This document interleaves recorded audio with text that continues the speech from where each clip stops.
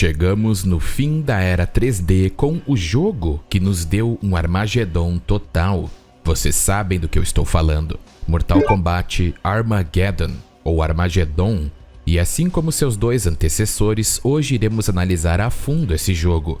E se você não viu os dois últimos dessa série, Deadly Alliance e Deception, vou deixar nos cards o link para a playlist.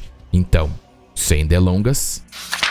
Como esse jogo é o fim da linha do tempo Midway, já que Mortal Kombat vs DC é uma linha paralela, vamos aproveitar e eliminar uma das maiores mentiras na fandom de Mortal Kombat. E olha que há muitas. Precisamos falar sobre a mentira que a Midway faliu por causa da era 3D. E se você gosta ou não da era 3D... é coisa da vida mesmo. É democracia, afinal. Só para ficar bem claro. Mas o fato é que a era 3D foi sim altamente lucrativa, tendo vendas que na época e até para os padrões de hoje de franquias consolidadas que foram fenomenais, como Deadly Alliance, que vendeu 3,5 milhões de unidades, Deception, que vendeu mais que 1,9 milhões, e vi até alguns soltando pérolas dizendo que na verdade Ed mente sobre o número de vendas. É claro que a pessoa não providenciou nada além da própria palavra, e também são essas pessoas que dizem que a Midway faliu por causa da era 3D. E sem hipocrisia, mas eu sempre disse que o que realmente me atrai para essa era é a atmosfera e tudo que envolve esse grande cosmos chamado Mortal Kombat. Obviamente a gameplay é bem datada e até quebrada. Peraí! Peraí! O fato é que a Midway é muito mais antiga do que muitos pensam. Alguns cabeças de teia acham que a Midway existiu só para fazer Mortal Kombat, mas ela foi criada em 1958 como fabricante independente de equipamentos de diversão, fundada por Henry Ross e Marcin Wolverton. E de forma bem resumida, a Midway dominou a área de arcades até que se retirou devido a essa área não estar sendo mais lucrativa para ela.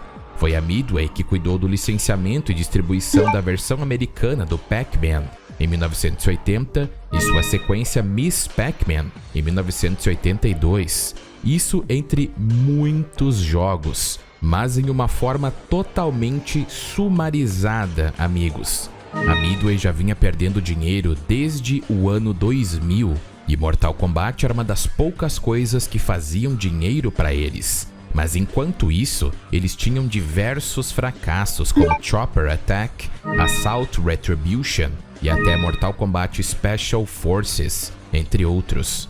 E no quesito da era 3D, para cada jogo sucedido da trilogia 3D, ou jogos como The Suffering, Spy Hunter e Mortal Kombat Shaolin Monks, existiam projetos que fracassaram colossalmente nas vendas, como Psyops, Dr. Muto, Narc, Haven, Call of the King e Gauntlet. E também teve Stranglehold, que custou 30 milhões de dólares para ser feito, e a estimativa era que eles vendessem 1,5 milhões de cópias no total, mas venderam somente 1 milhão de cópias, o que deixou seus cofres que já estavam esgotados ainda menores. O jogo Blacksite também foi outro fracasso colossal, mas um dos pontos que selou o destino da Midway foi This is Vegas, um projeto conjunto entre a Midway e a Warner que foi tão caro que a própria Midway não tinha dinheiro para publicá-lo. E é dito que a Midway e a Warner Bros. Gastaram entre 40 milhões a 50 milhões de dólares. E o jogo ainda foi cancelado, meus compatriotas.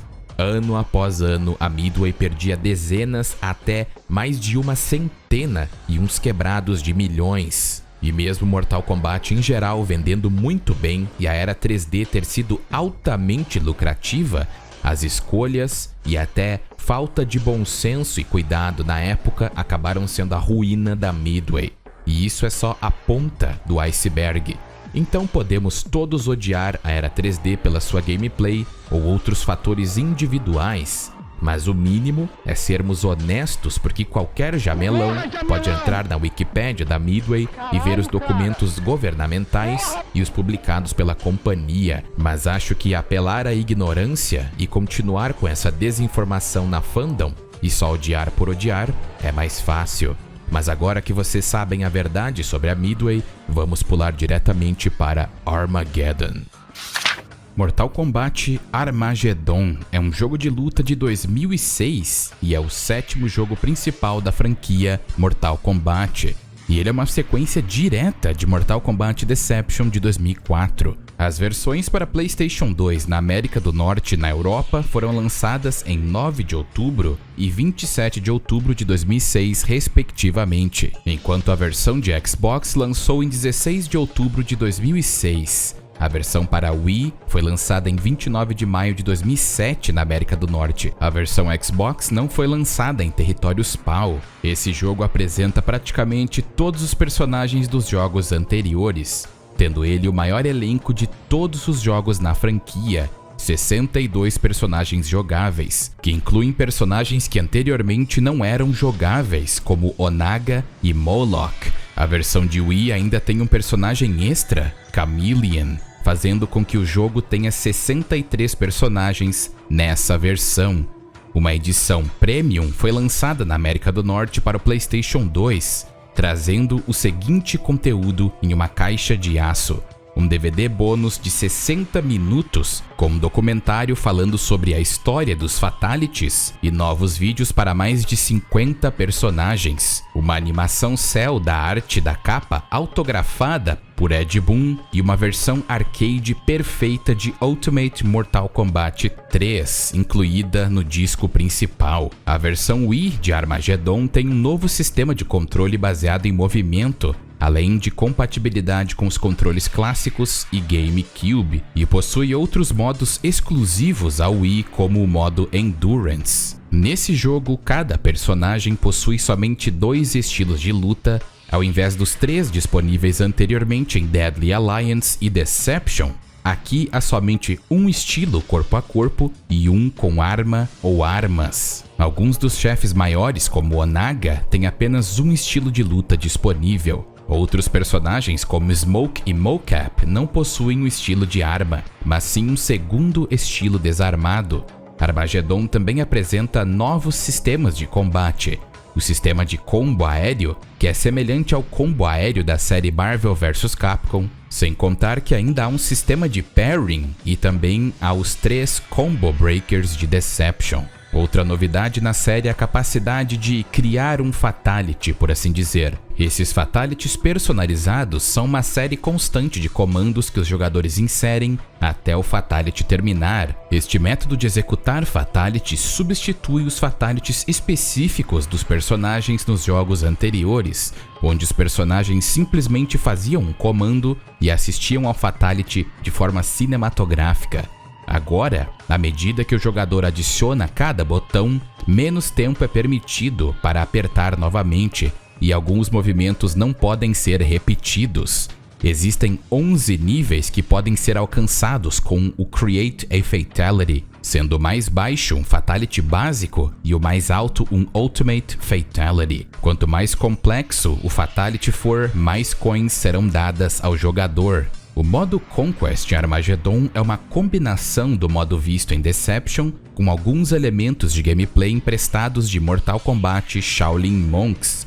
O enredo gira em torno de Taven e Dagon, 2 irmãos que foram colocados em animação suspensa porque sua mãe, a feiticeira Delia, e seu pai Argus, o deus protetor de Edenia, criaram uma proteção para um evento cataclísmico provocado pelos lutadores de Mortal Kombat, previsto por Delia. O modo Conquest dessa vez tem muito mais combate dentro da própria gameplay do próprio Conquest. Tem bastante explorações e você até pode usar certas armas para bater nos inimigos. E o modo Conquest é muito mais inspirado em Shaolin Monks no quesito de gameplay.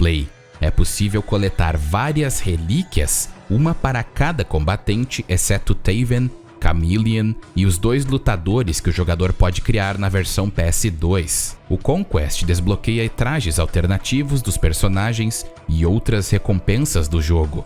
Completar o modo Conquest com sucesso irá desbloquear Taven para o modo Arcade. Meat, Dagon e Blaze podem ser desbloqueados coletando relíquias no modo Conquest. E é claro que não podemos esquecer do grandioso modo A Cripta. A Cripta aparece em Armageddon com um visual completamente novo, que mais parece uma catacumba do que um cemitério ou tumba tradicional. Dessa vez, todos os caixões estão claramente marcados com o que contém e são divididos em grupos de arte, jogo e mídia para que o jogador saiba exatamente o que vai desbloquear antes de desbloqueá-lo.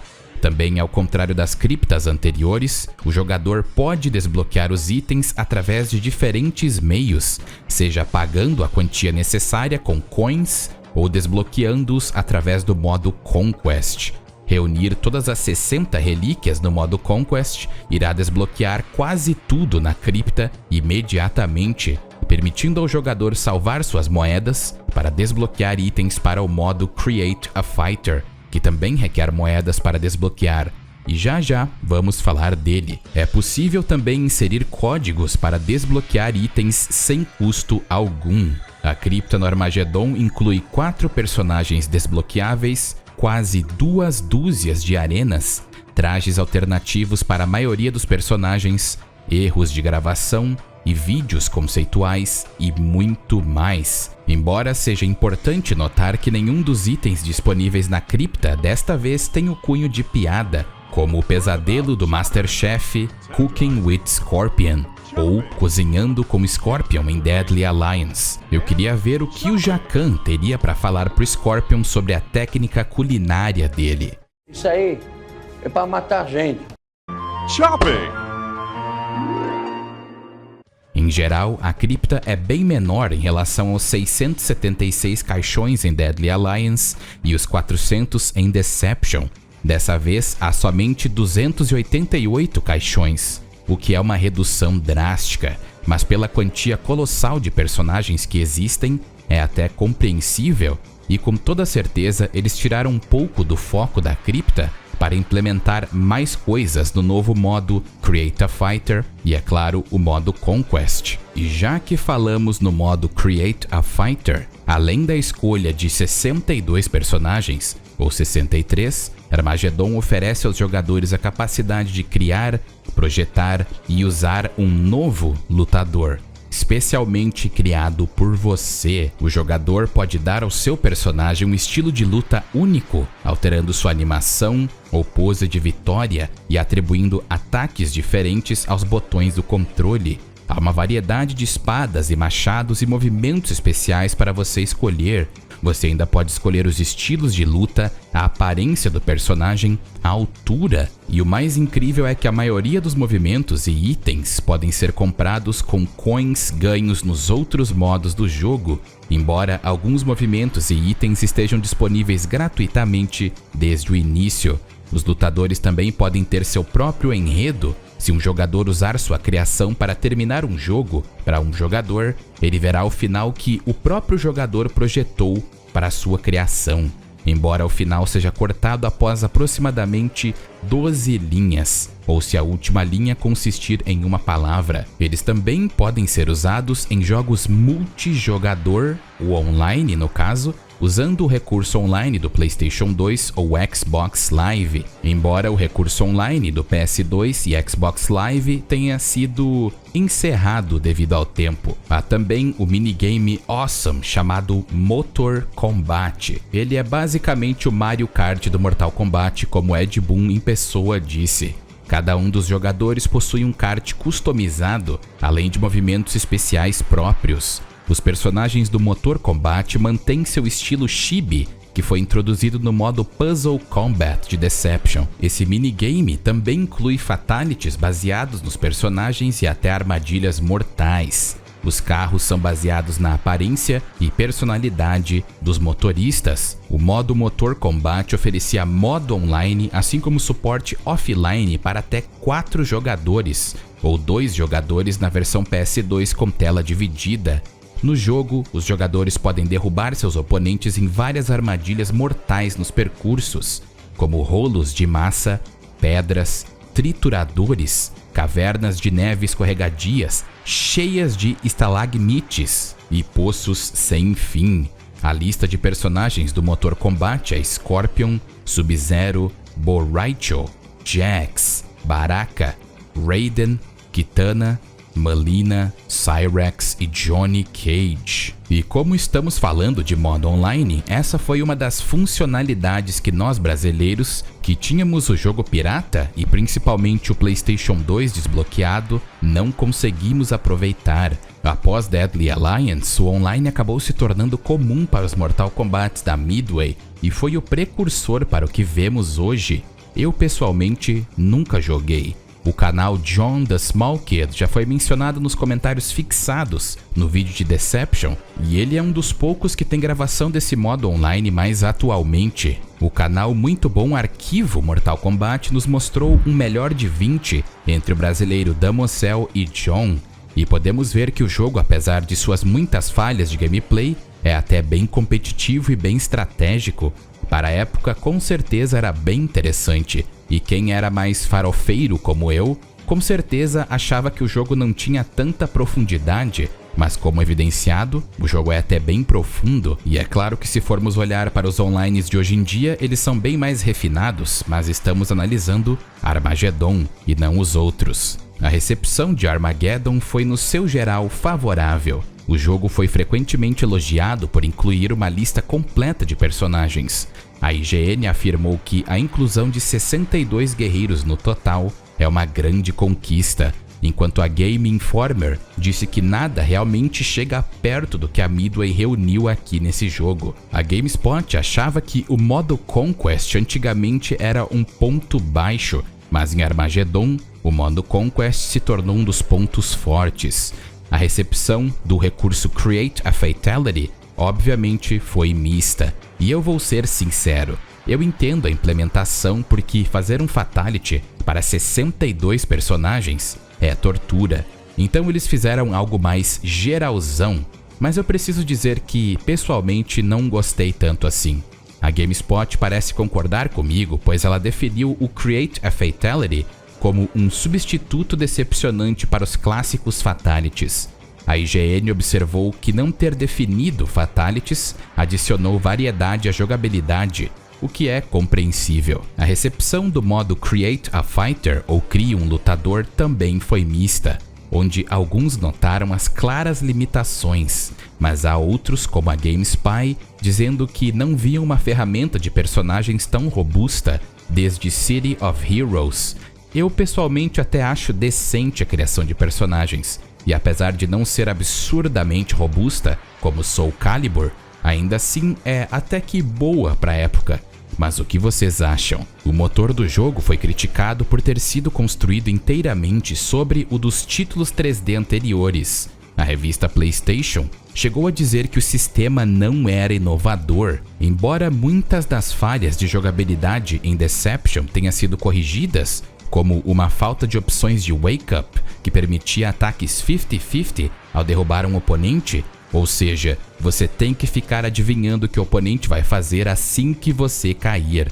E ainda resolveu alguns dos problemas mais perturbadores, como os combos infinitos. Mas novas falhas surgiram com esses novos sistemas implementados, como o sistema de combate aéreo e o próprio pairing, que poderiam ter sido um pouco mais refinados. E eu tenho que admitir que alguns personagens acabaram parecendo um clone do outro, e é compreensível em partes por serem muitos personagens, mas infelizmente é um ponto negativo. E a Eurogamer observou que apesar da grande escolha de personagens, grande parte desse número é composto pelo grande número de personagens clones, e que tantos personagens se parecem e jogam de maneira semelhante. Mas mesmo com algumas críticas mistas, o jogo ganhou o prêmio de melhor jogo de luta no Spike Video Game Awards em 2006. A IGN o nomeou o melhor jogo de luta para PS2. A revista oficial do Xbox colocou Armageddon como jogo Xbox do ano em uma edição de 2006. E a Academia de Artes e Ciências Interativas nomeou Armageddon como jogo de luta do ano no 10º prêmio anual de realização interativa. Em geral, eu acredito que Armageddon é uma expansão em alguns pontos, e em outros eu acho que ele pecou, em especial a trilha sonora. Me digam se vocês acham que ele mereceu tantos prêmios assim. Esse Mortal Kombat infelizmente não teve a composição do lendário Dan Forden, e dá pra perceber. Dessa vez somente os seus outros companheiros Chase Ashbacker, Rich Carl e Brian Chard fizeram a tarefa. E não me levem a mal, a trilha sonora não é ruim em nenhum quesito, mas também não está no mesmo patamar de Deadly Alliance e Deception, na minha opinião. Para mim, em sua grande maioria, está faltando aquele toque sombrio de Dan Forden. Eles até tentam replicar, mas a atmosfera sombria e tenebrosa não está tão presente quanto deveria estar, especialmente para um jogo que era para retratar o literal Armagedon. Existem muitas músicas nesse jogo, mas as que mais me chamaram a atenção foi a música da tela de seleção de personagens, que apesar de ser legal, não é tão boa quanto a dos 2 jogos anteriores.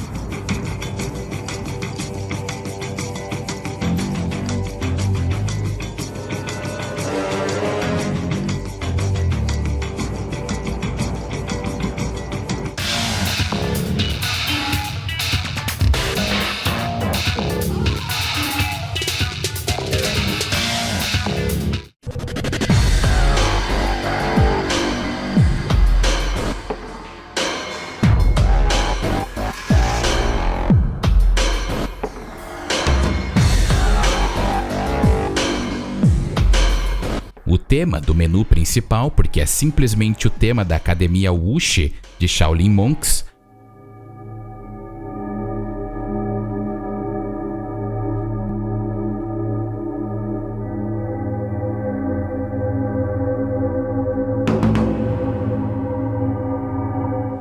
o tema da criação de personagens,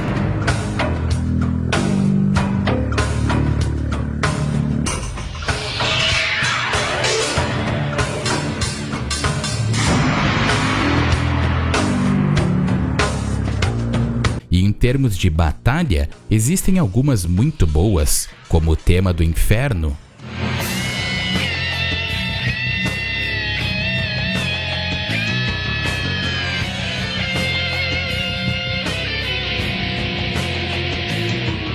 The Armory,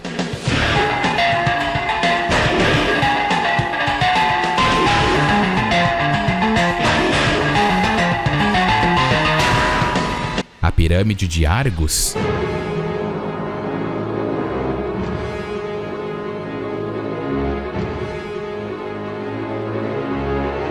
enfim, existem algumas músicas boas, mas para mim ficou faltando um pouquinho do som característico na grande maioria das músicas. E é claro que temos algumas músicas que vêm dos jogos anteriores, mas as músicas novas, na minha opinião, como eu disse, são inferiores aos jogos predecessores da era 3D. Em questão de cenários, todos eles são belíssimos, e alguns já foram vistos em jogos anteriores. Mas mesmo assim, aqui lutamos em cenários desde o próprio submundo, a Câmara de Almas, a nave Tekunin, as Terras Desoladas e até a Pirâmide de Argus. Muitos desses cenários ou arenas têm multiníveis, que já é esperado. No quesito de arenas eu não posso reclamar porque está dentro dos padrões da era Midway. O jogo também tem trajes alternativos para quase todos os personagens. A maioria deles são versões ou trajes anteriores de Deception ou Deadly Alliance, e outros são trajes totalmente diferentes, o que dá uma estética bem única aos personagens e te faz até querer desbloquear tudo para ver como cada personagem vai se parecer. Mas honestamente, se você jogou os jogos anteriores e desbloqueou tudo, você provavelmente viu a maioria dos trajes, mas não quer dizer que não seja legal desbloquear tudo de novo, não acham? Em geral, nesse departamento, Armagedon não decepciona.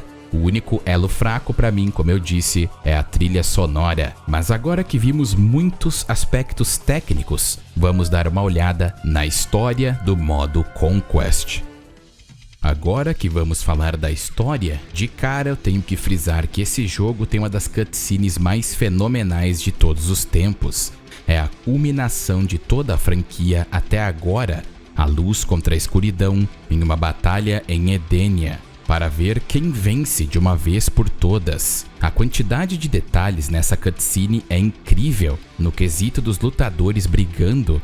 Se você pausar para ver, vai perceber muitos lutadores e eventos ocorrendo. E o mais triste de tudo é que Li Mei provavelmente foi a primeira a morrer. Mas tudo acaba mudando quando a pirâmide de Argos surge e então todo o inferno é solto. E todos ficam um contra o outro basicamente. Até mesmo Johnny Cage joga Sonya fora da pirâmide. Eu falando não faz jus ao quão boa é essa cutscene. Então se vocês têm curiosidade eu sugiro dar uma pesquisada e assisti-la. Mas enfim, vamos falar sobre a história desse jogo pelo modo Conquest.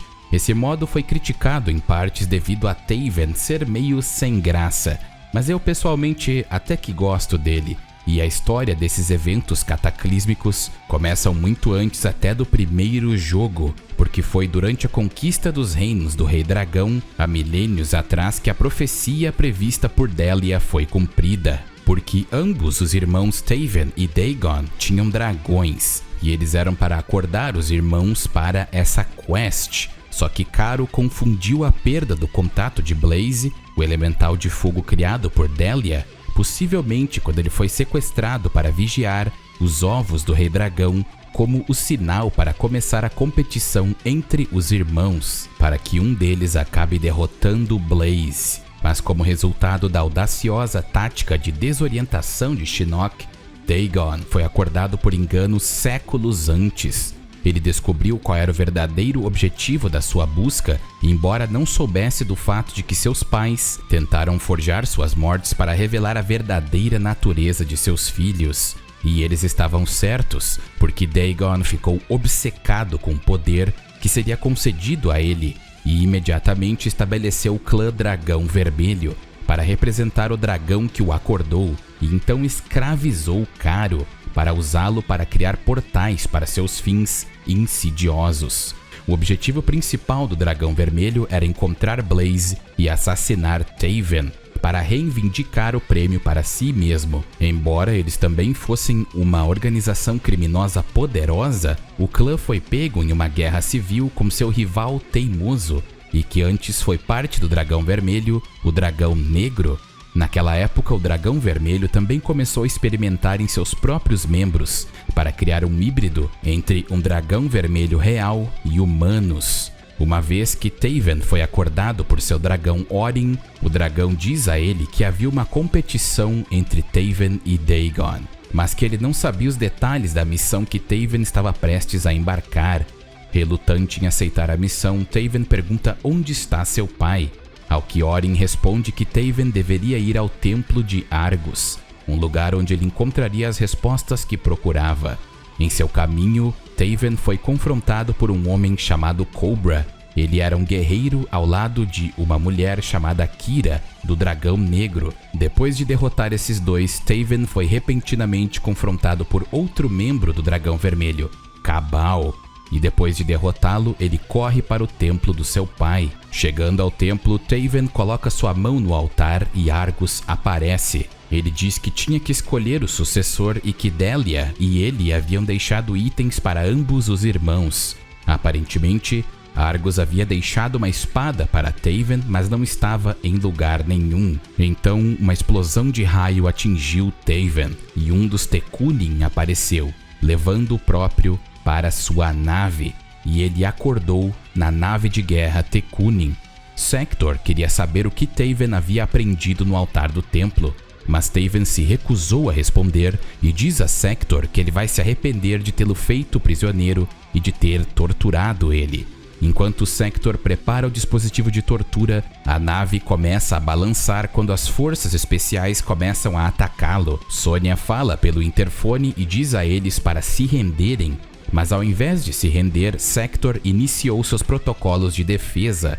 O dispositivo de tortura acabou quebrando durante o ataque e Taven foi liberto. Ele derrota Sector e escapa pouco antes da nave ser destruída e volta para Orin. Na caverna, Taven conta a Orin sobre os guerreiros vermelhos que ocuparam o templo de Argos. Intrigado, Orin perguntou onde estava a arma e Taven perguntou que ela foi roubada há muito tempo. Após a curta conversa, Orin teletransporta Taven para o norte, onde encontraria o presente de sua mãe para ele. Ele foi levado para as terras congeladas de Árctica, uma terra ocupada pelos Tengu, os ninjas da neve e os Lin Kuei. Lá ele conheceu o líder Tengu Wu Lai, que lhe disse que o Lin Kuei vivia em um templo próximo. Certo de que Wu Lai estava falando do templo de sua mãe, Taven decidiu ir até lá.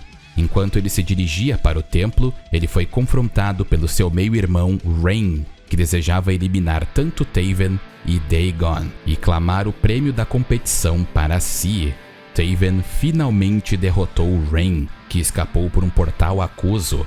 Chegando ao templo Lin Kuei, Taven foi imediatamente atacado pelos guerreiros dali e ele detona todo mundo. Durante suas explorações internas, Taven encontrou a tumba, onde Frost estava congelada.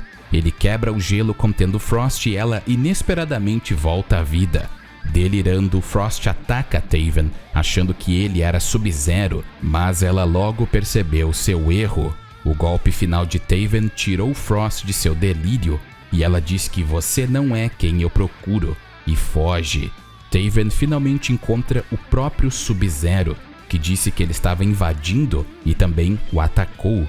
Depois de uma briga rápida, Sub-Zero reconheceu a marca no rosto de Taven, que era semelhante à escultura em uma porta fechada ali no templo. Taven explicou que a porta continha algo deixado para ele. Abrindo a porta usando a sua mão como chave, ele pegou e vestiu a armadura de dentro. Taven então pergunta a Sub-Zero sobre o símbolo do dragão usado pelas pessoas que o estavam caçando. Sub-Zero afirmou que poderia saber quem são essas pessoas, mas antes que pudesse contar a Taven, o templo foi atacado por misteriosos guerreiros das sombras. Sub-Zero exige que Taven escolha um lado, e é claro que o semideus relutantemente decide ajudar o Lin Kuei. Depois de lutar contra os novos intrusos, Taven descobriu que eles estavam sendo criados por Smoke, o ex-assassino Lin Kuei, que agora estava sob o controle de Noob Saibot. Taven derrota Smoke, que recuou para informar Noob, e eventualmente Taven encontra Noob segurando Sub-Zero inconsciente. Irritado com a intromissão de Taven, Noob o desafia, mas é derrotado. Após a luta, Sub-Zero acorda e agradece a Taven por salvar sua vida, e em troca, ele revela ao semideus que as pessoas com o símbolo do dragão eram membros do clã Dragão Vermelho e diz a ele que eles residem em Charred Mountain, ou a Montanha Queimada. Lá, Taven foi confrontado por um velho aliado, Fulgian. O deus do vento exigiu que Taven voltasse para Edenia, porque ele acreditava que a jornada do mesmo podia ter imensas repercussões negativas, mas Taven se recusou a fazer isso. Tentando forçar Taven a sair da Terra, Fulgian, que era o protetor do plano terreno, ataca Taven e o deus é derrotado. Taven continua para dentro das cavernas do Dragão Vermelho e finalmente encontra seu irmão Dagon. Dagon diz a ele que aquele lugar era sua fortaleza, pois ele formou o Dragão Vermelho há muitas eras. Taven fica confuso porque os capangas do seu irmão queriam matá-lo. Dagon disse que queria o prêmio para si mesmo. Enquanto eles conversavam, um guerreiro do Dragão Vermelho entrou na sala e Mavado informa a Dagon que Blaze havia sido encontrado. Dagon sai da sala, afirmando que seu irmão não deveria deixar a fortaleza vivo. Mavado enfrenta Taven, mas é derrotado e consegue fugir. Ao sair das cavernas, Taven encontra Kano. Taven pergunta o que o Dragão Vermelho estava fazendo ali, ao que Kano respondeu que eles estavam tentando criar dragões vermelhos reais com cobaias reais, e começou a fugir, deixando Taven frustrado com mais perguntas. Mais tarde, Taven encontra Quan Chi, e o próprio estava exigindo registros de um de seus lacaios. O lacaio alegou que todos os registros estavam em sua cabeça, então Quan Chi os roubou, por assim dizer, e instruiu seus capangas, Jataka, Sarina e Kia, a matar Taven, que havia vagado atrás deles. Ele eliminou Kia e Jataka, mas sem saber libertou Sarina do controle de Quan Chi. Taven continua a sair das cavernas até que encontra Reptile. exigindo que o dragão de Dagon, Caro, fechasse um portal. Taven diz a ele para deixar o dragão, e Reptile o ataca e é derrotado. Taven então chuta um monte de computadores liberando Caro. Taven percebeu que o dragão estava ferido e Caro afirma que Dagon o havia escravizado. O dragão diz que acidentalmente soltou Dagon muito cedo e Dagon falhou em perceber o verdadeiro propósito da missão por causa disso. Caro então afirmou que Dagon havia matado a mãe e o pai deles e que ele acreditava que era o culpado por tais atos. Então ele desejava expiar seu erro. O dragão abriu um portal pelo qual ele desejava que Taven passasse, enquanto ele ficaria ali para destruir a fortaleza do dragão vermelho.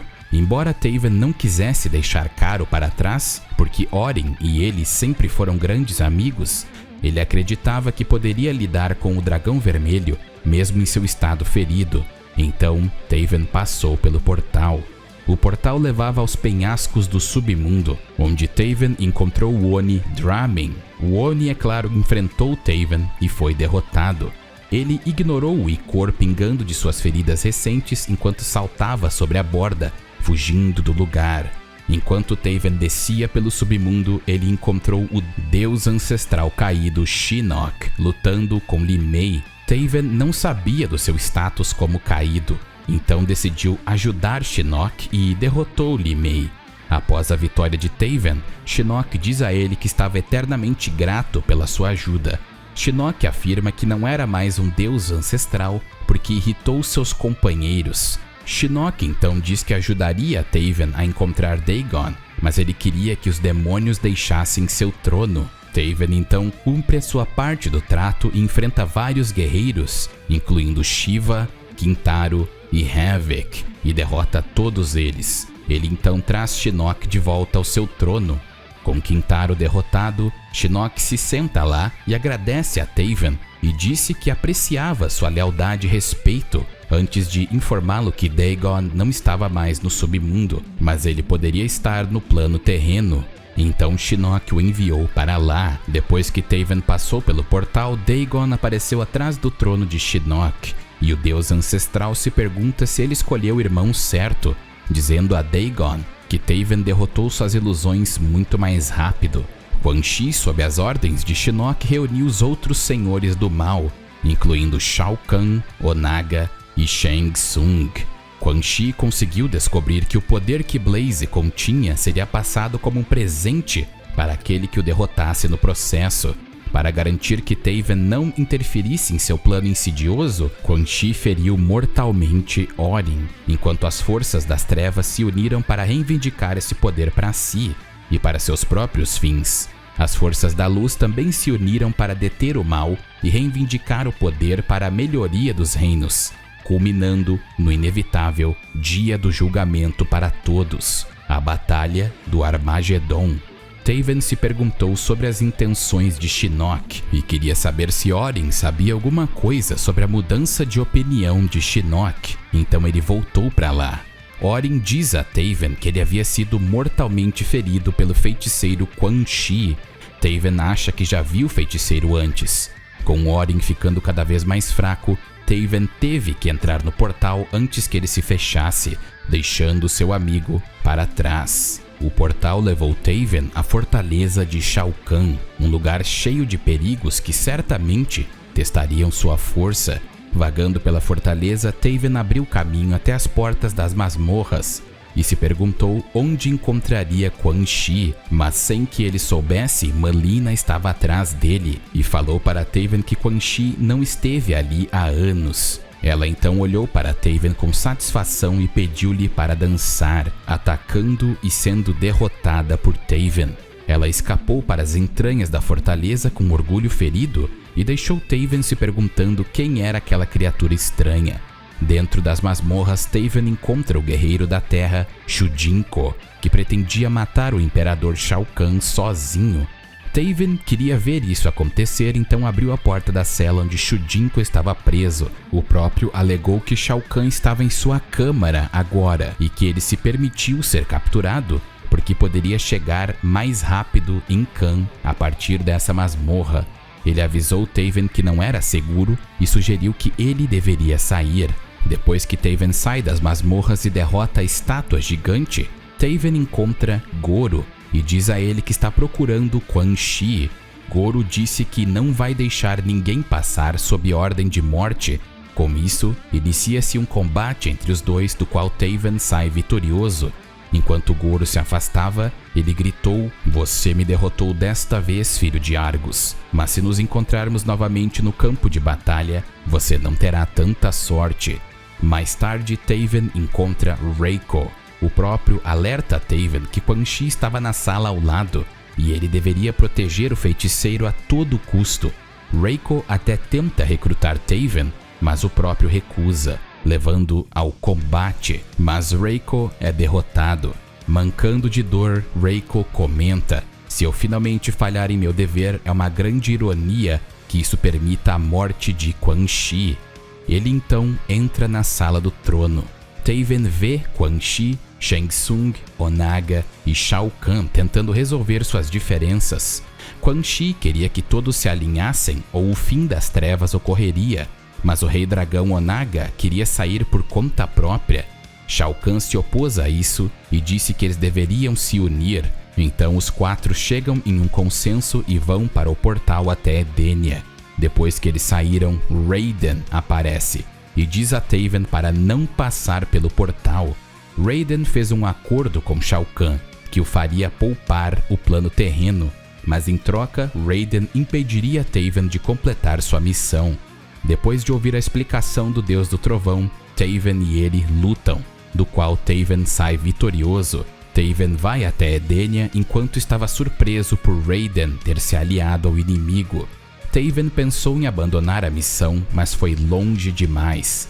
Ele precisava fazer algo para impedir que as forças invadissem Edenia. Taven acabou encontrando Edenia em ruínas e foi confrontado por Scorpion, que apareceu dizendo que era o seu trabalho impedir que os irmãos se tornassem governantes após a morte de Argus. Scorpion tentou seu melhor, mas foi derrotado. Eventualmente, Taven confrontou Dagon, e ele não apenas revelou que foi ele quem matou seus pais pelo prêmio, com as mesmas armas que seu pai Argus criou para serem usadas contra Blaze, mas também Dagon roubou a espada de Taven, e ele diz ao irmão que Shinnok o avisou que seus pais tomariam a decisão de ajudar Taven e não Dagon, do qual ele tinha inveja. Ambos batalharam na borda da cratera onde o Armagedon foi dito que iria começar. Taven saiu vitorioso. De pé sobre o corpo caído do irmão, Taven ouviu de Blaze o verdadeiro propósito de sua busca. Blaze diz a Taven que ele tinha que cumprir sua obrigação, mas Taven respondeu que a sua missão havia destruído sua família. Blaze revela que a verdadeira natureza da missão era usar o poder para destruir todos os combatentes, ou simplesmente privá-los de seu poder, exceto para os heróis que não mereciam morrer. Blaze também revelou que o Armagedon estaria sobre todos os reinos se eles tivessem roubado o prêmio e o derrotado. Portanto, se isso acontecesse, a missão seria um fracasso colossal. E se eles não fossem parados, então o Armagedon chegaria de fato. Taven então lutaria contra Blaze e na antiga cânone ele venceu. Mas, como foi retconizado, não sabemos ao certo o que houve. Provavelmente ele foi morto por Blaze, enfraqueceu o construto o suficiente para que Shao Kahn mais tarde o derrotasse. E foi confirmado que Shao Kahn derrotou Blaze e até mesmo Onaga. Depois que a batalha do Armagedon terminou, todos os lutadores de ambos os lados foram mortos, deixando os destinos dos semideuses irmãos desconhecidos. Somente Raiden e Shao Kahn permaneceram, mas isso durou pouco tempo, pois Raiden foi derrotado e estava prestes a receber o golpe final, mas ele usou sua última tentativa de lançar um feitiço em seu amuleto, agora quebrado, para entrar em contato com seu eu passado e dizer: ele deve vencer antes de ser eliminado. E Shao Kahn se tornou o ser supremo com o poder de Blaze, e a linha do tempo acaba de forma absurda. E vocês, o que acham de Mortal Kombat Armageddon? Vamos conversar sobre nos comentários. E acredito que possamos dizer que Armageddon cumpriu o que prometia em certas partes, e em outras pecou, mas mesmo assim, para o seu tempo, até que ele foi absurdo.